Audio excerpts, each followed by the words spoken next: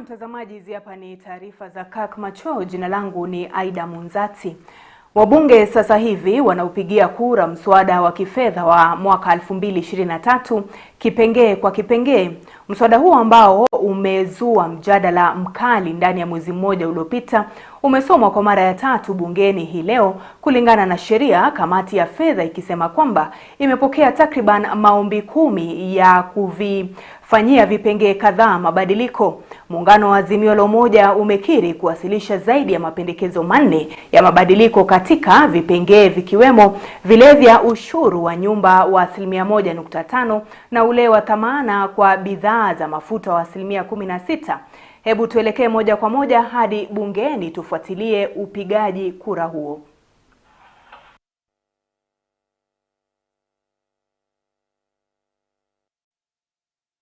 Moja kwa moja, muda usiokuwa mrefu sasa tuweze kuangazia taarifa nyingine inayofungamana na masuala ya afya humu nchini. Na waziri wa afya Susan Nakhumicha amefika mbele ya kamati ya bunge ya afya na kujibu maswali ya jinsi wizi wa fedha zilizotengewa bima ya NHIF ziliibiwa na maafisa katika idara hiyo kwa ushirikiano na baadhi ya hospitali haswa za kibinafsi humu nchini.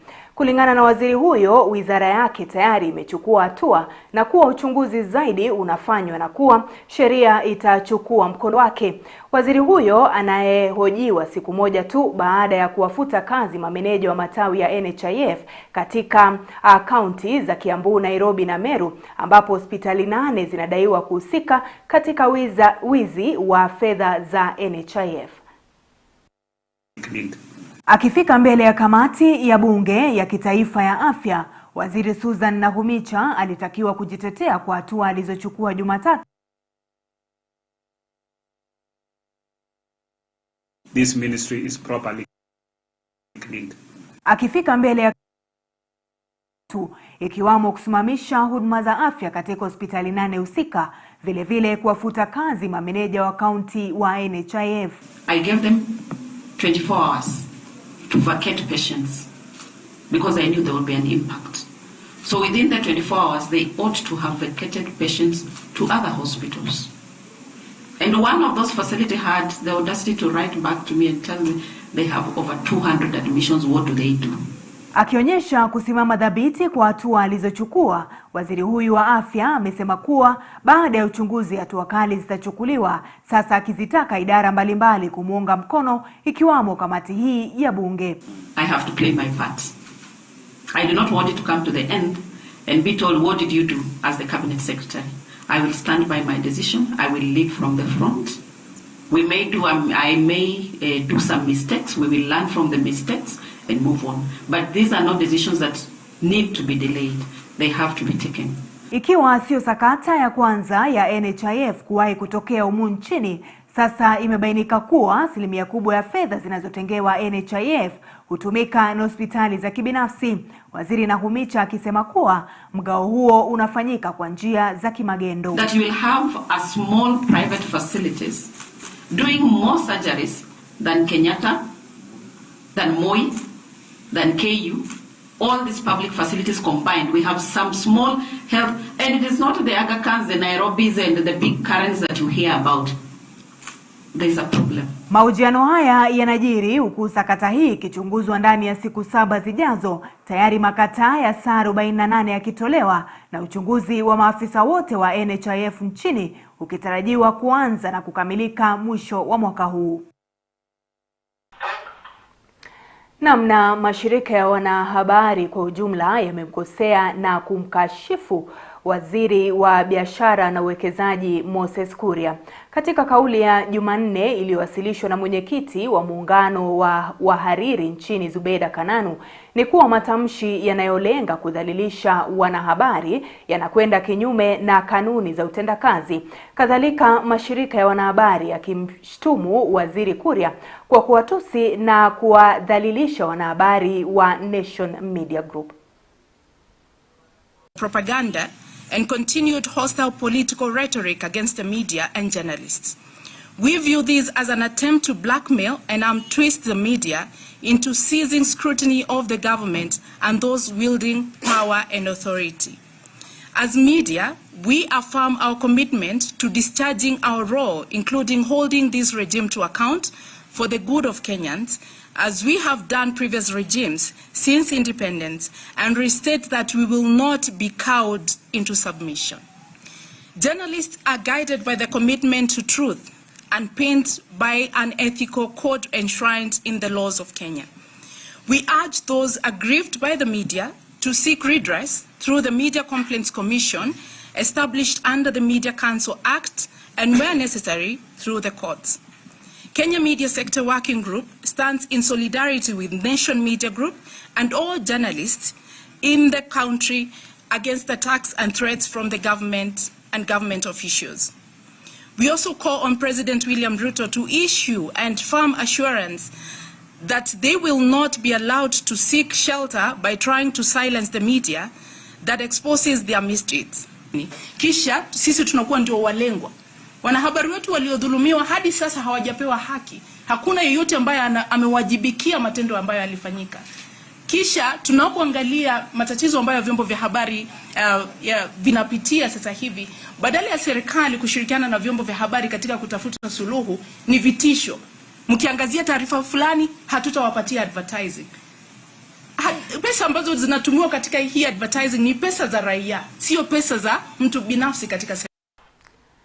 Namna wanafunzi milioni 4 watanufaika na mpango wa chakula shuleni katika mikakati ya serikali kuhakikisha kuwa mradi huo unafaulu. Akizungumza kwenye uzinduzi wa malisho shuleni kaunti ya Nairobi, Rais William Ruto ametangaza kuwa serikali imetenga bilioni 5 kunufaisha mpango huo. Na kama anavyoarifu Chris Sambu ni kuwa magavana pamoja na wabunge wameagizwa kuwafikia mwafaka wa jinsi wanafunzi wanapokea chakula shuleni bila kugharamika. Shule ya msingi ya Roysambu kaunti ya Nairobi ilikuwa mwenyeji wa Rais William Ruto katika hafla maalum ya kuzindua mpango wa malisho shuleni. Gavana wa Nairobi Johnson Sakaja akizindua mradi wa dishi na kaunti utakaonufaisha wanafunzi na chakula shuleni. Hii ikiwa hatua ya kwanza kujibu kilio cha wazazi na wanafunzi ambao wamekuwa wakikabiliana na changamoto ya kuwalisha, Rais William Ruto akitangaza kuwa shilingi bilioni 5 zimetengwa kuhakikisha kuwa mradi huo unafaulu. Successive governments have done bad to the children of Nairobi. We must do something.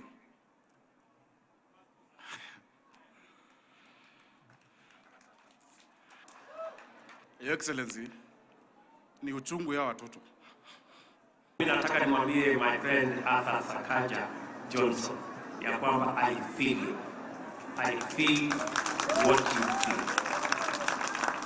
Kwamba na nilisema wakati wa campaign, we must eliminate the shame of hunger in our republic.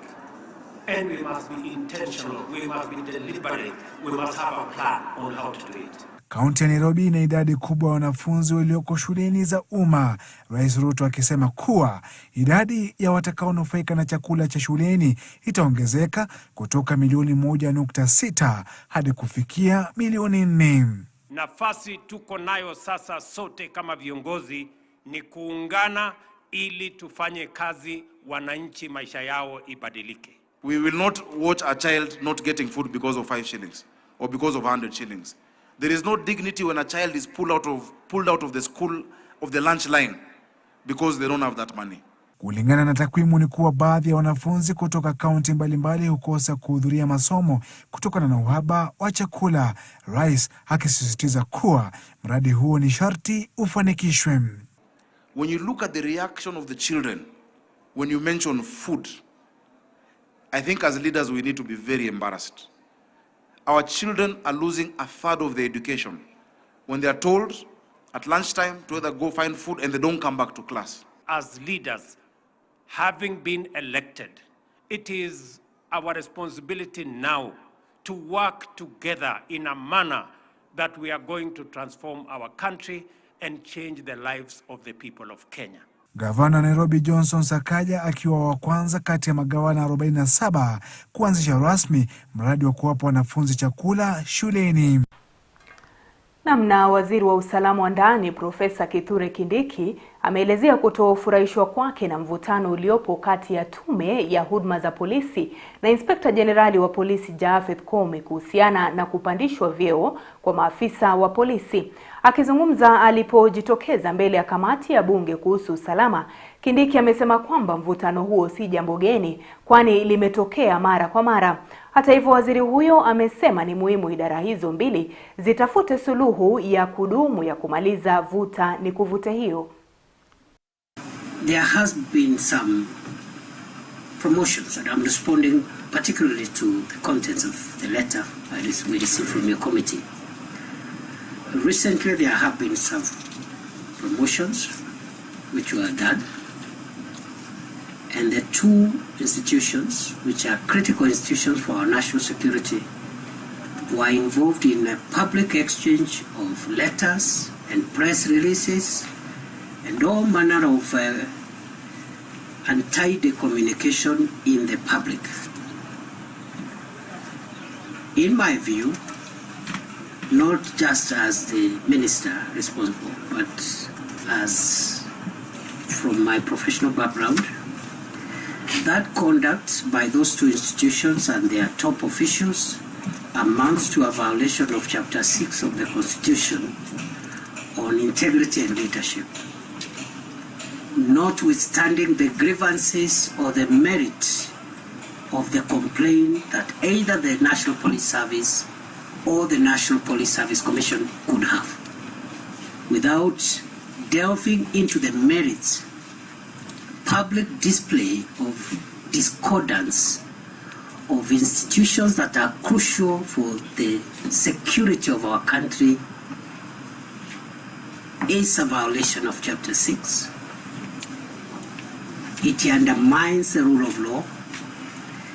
It is the highest level of irresponsibility on both institutions. From where I sit, that is my considered view, having looked at the architecture of the Constitution, especially the chapter dealing with our national security and the responsibilities visited on the organs of national security. Honorable Chair.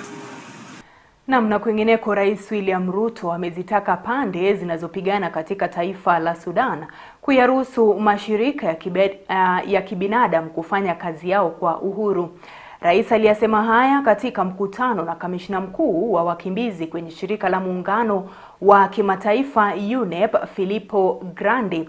Akitoa taarifa ya namna hali ilivyo Sudan, kamishna huyo amesema kuwa hali inazidi kuwa mbaya na idadi ya wakimbizi wanaotoroka Sudan kutokana na vita sasa inapelekea kufikia wakimbizi milioni 2.